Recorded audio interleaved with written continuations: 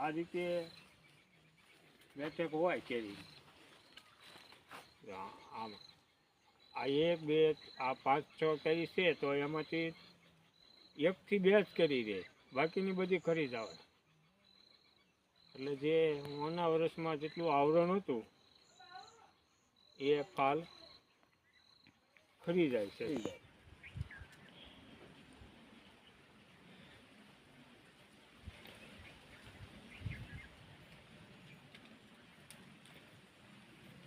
આ બતાવીશું ત્યારે અમે જે આ મોર છે એને કેરી ન આવે, એ કાપી અને એને અલગ કરીને નાશ કરવો.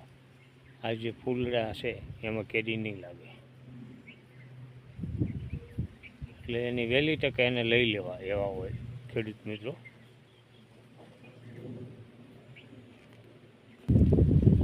ઘાસ સારો છે, એના પાંદડા છે, એનું આસ્વાદન કરી શકાય આંબાને. અને આસ્વાદન ખૂબ જરૂરી છે. કોઈ પણ ઝાડ હોય બાગાયતીમાં છે કે શાકભાજી, આસ્વાદનની ખૂબ જરૂરિયાત છે. એટલે આસ્વાદન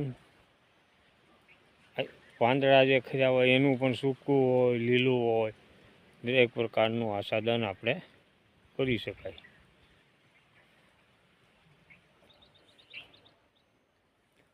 આસ્વાદનની જરૂરિયાત ખૂબ જરૂરિયાત હોય છે. પાણીનો ભેજ રાખે,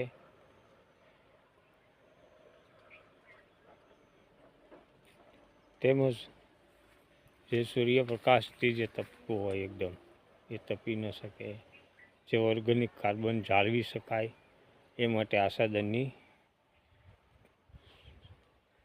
કરવું જરૂરી છે. આંબામાં કુદરતી જે ફૂટ્યા છે